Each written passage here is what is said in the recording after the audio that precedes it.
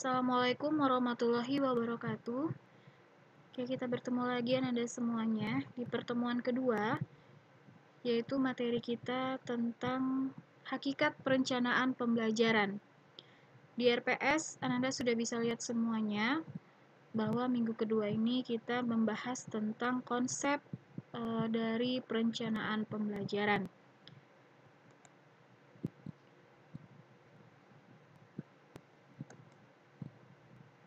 Oke ya. Oke, kita masuk hakikat perencanaan pembelajaran. Di sini ada konsep perencanaan pembelajaran, itu ada ini. Yang pertama, kedua, ketiga, keempat, kelima, dan keenam. Ada 6 konsep perencanaan pembelajaran. Yang pertama itu adalah perencanaan pembelajaran sebagai teknologi. Perencanaan pembelajaran sebagai teknologi adalah suatu perencanaan yang mendorong penggunaan teknik-teknik yang dapat mengembangkan tingkah laku kognitif dan teori-teori konstruktif terhadap solusi dan problem-problem pembelajaran. Jadi di sini suatu perencanaan itu mendorong sebuah teknik dan teori-teori konstruktif terhadap solusi dari semua permasalahan proses pembelajaran di kelas. Lalu konsep yang kedua adalah perencanaan pembelajaran sebagai suatu sistem. Di sini adalah sebuah susunan dari sumber-sumber dan prosedur-prosedur untuk menggerakkan pembelajaran. Pengembangan sistem pembelajaran melalui proses yang sistematik, selanjutnya diimplementasikan dengan mengacu pada sistem perencanaan tersebut. Jadi di sini adalah sebuah sumber-sumber dan prosedur-prosedur tertentu untuk menggerakkan pembelajaran, kemudian dikembangkan melalui proses yang sistematik atau secara berurutan, kemudian diimplementasikan di kelas. Kemudian konsep yang ketiga adalah perencanaan pembelajaran sebagai sebuah disiplin. Di sini maksudnya adalah cabang dari pengetahuan yang senantiasa memperhatikan hasil-hasil penelitian dan teori tentang strategi pembelajaran dan implementasinya terhadap strategi tersebut. Oke, yang keempat itu adalah perencanaan pembelajaran sebagai sains. Di sini maksudnya adalah mengkreasikan secara detail spesifikasi dari pengembangan, implementasi, evaluasi, dan pemeliharaan akan situasi maupun fasilitas pembelajaran terhadap unit-unit yang luas maupun yang lebih sempit dari materi pelajaran dengan segala tingkatan kompleksitasnya. Kemudian yang kelima, yaitu perencanaan pembelajaran sebagai sebuah proses. Di sini maksudnya adalah pengembangan pembelajaran secara sistematik. Sistematik ini adalah urutan, berarti pengembangan pembelajaran secara sistematik yang digunakan secara khusus atas dasar teori-teori pembelajaran dan pengajaran untuk menjamin kualitas pembelajaran. Nah, dalam perencanaan ini itu dilakukan analisis kebutuhan dari proses belajar dengan alur yang sistematik pula untuk mencapai tujuan pembelajaran, termasuk di dalamnya melakukan evaluasi terhadap materi pelajaran dan aktivitas-aktivitas pembelajaran. Oke, yang keenam itu adalah perencanaan pembelajaran sebagai sebuah realitas. Ini maksudnya adalah ide pembelajaran dikembangkan dengan memberikan hubungan pembelajaran dari waktu ke waktu dalam suatu proses yang dikerjakan si perencana dengan mengecek secara cermat bahwa semua kegiatan itu telah sesuai dengan tuntutan sains dan dilaksanakan secara sistematik pula. Jadi semua konsep perencanaan pembelajaran ini itu tetap dengan alurnya masing-masing dan sistematik yaitu secara berurutan. Oke, kita masuk yang berikutnya. Nah, dalam konteks pembelajaran, bahwa perencanaan dapat diartikan sebagai proses penyusunan materi pelajaran, kemudian penggunaan media, pendekatan, dan metode, serta penilaian dalam suatu alokasi waktu yang akan dilaksanakan pada masa tertentu untuk mencapai tujuan yang telah ditentukan. Nah, di sini maksudnya adalah bahwa sebuah perencanaan itu masuk di dalamnya adalah sebagai proses itu menyusun materi pelajaran. Jadi sebelum kita melakukan pembelajaran di kelas, itu kita harus menyusun materi pelajaran sesuai dengan kurikulum yang ada. Kemudian kita juga memikirkan media apa yang akan kita gunakan dalam proses pembelajaran tersebut.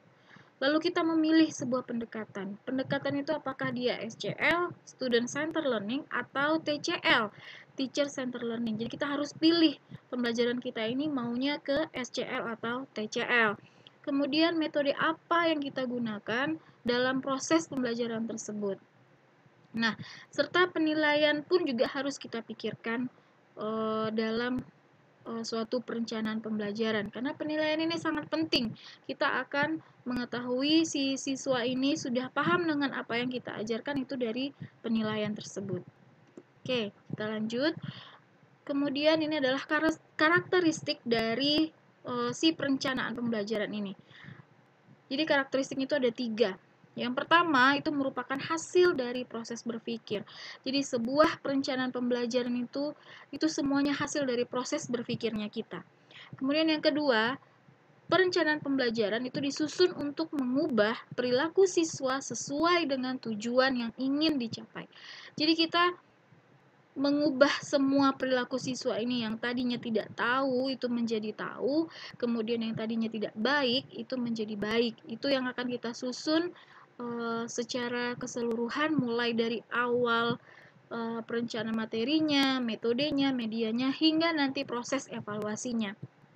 Oke, karakteristik yang ketiga itu berisi tentang rangkaian kegiatan yang harus dilaksanakan untuk mencapai tujuan. Jadi kita punya rangkaian kegiatan dari awal, mulai dari pendahuluan, kemudian ada kegiatan inti, kemudian ada kegiatan penutup. Nah, itu harus kita rencanakan pada saat kita sebelum melakukan proses pembelajaran. Oke, nah ini adalah langkah-langkah dalam perencanaan pembelajaran. Itu ada 5 langkah yang harus kita perhatikan dalam menyusun perencanaan pembelajaran. Yang pertama, itu adalah memahami kurikulum terlebih dahulu. Jadi memang kita harus paham dulu kurikulum apa yang akan kita gunakan, sehingga nanti pada saat kita menyusun perencanaan pembelajaran itu sesuai dengan kurikulum yang ada. Contohnya seperti sekarang, kita menggunakan kurikulum apa? Nah, di sekolah kalau sekarang menggunakan kurikulum K13, Bu. Tapi kurikulum K13 tentu ada revisinya. Kenapa ada revisinya? Karena semua kegiatan pembelajaran harus disesuaikan dengan situasi dan kondisi. Contohnya seperti sekarang, kita sekolah, kuliah, daring. Pasti kurikulumnya juga akan berubah, dalam arti kata ada revisi. Yang tadinya kita tatap muka, sekarang daring. Itu pasti akan berubah. Oke, kemudian langkah yang kedua itu harus menguasai bahan ajar. Nah, jadi sebelum kita masuk ke kelas, kita tentu sudah membuat bahan ajar. Tapi sebelum kita membuat program perencanaan, tentu kita harus kuasai dulu bahan ajar apa yang akan kita berikan kepada si siswa.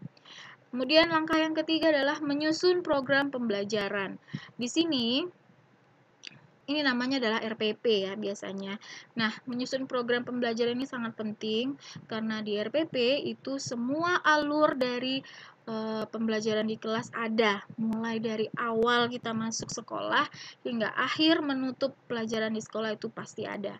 Kemudian langkah yang keempat itu adalah melaksanakan program pembelajaran itu sendiri. Dan yang kelima, menilai program pengajaran dan hasil proses belajar mengajar yang telah dilaksanakan. Ini yang dikatakan tadi adalah evaluasi atau proses penilaian.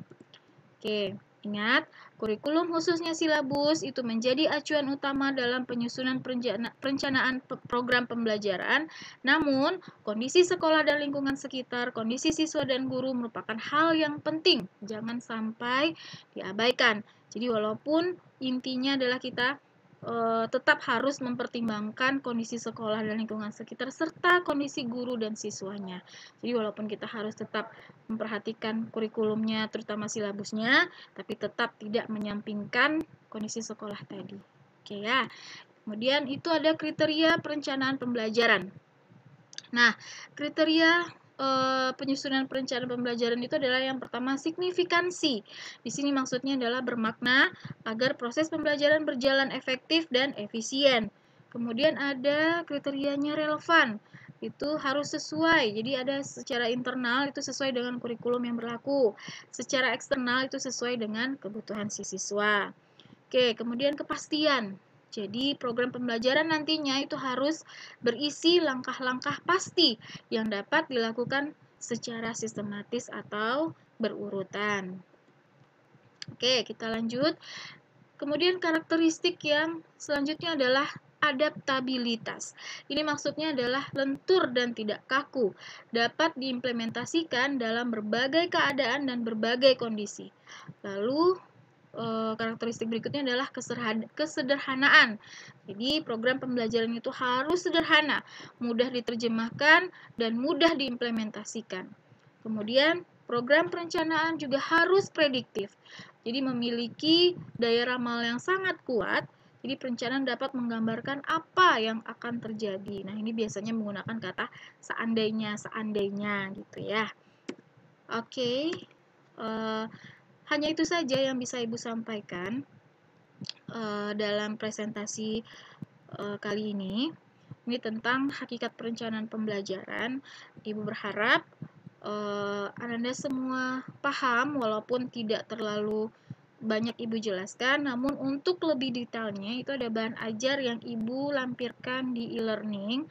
Kemudian Anda juga harus mengerjakan tugas yang sudah Ibu berikan. Nanti setelah dikerjakan tugas di-upload di ruang tugas tersebut. Nah, jadi itu ada semua di e-learningnya masing-masing. Kemudian untuk tugas tolong tepat waktu dikerjakan. Seperti yang sebelumnya Ibu sudah jelaskan bahwa tugasnya dibuat itu di dalam buku, kemudian setelah itu difoto atau di-scan, di-upload ke ruang tugas di e-learning masing-masing. Oke, untuk materi kali ini Ibu cukupkan sampai di sini. Mohon maaf jika ada salah dalam penyampaiannya. Assalamualaikum warahmatullahi wabarakatuh.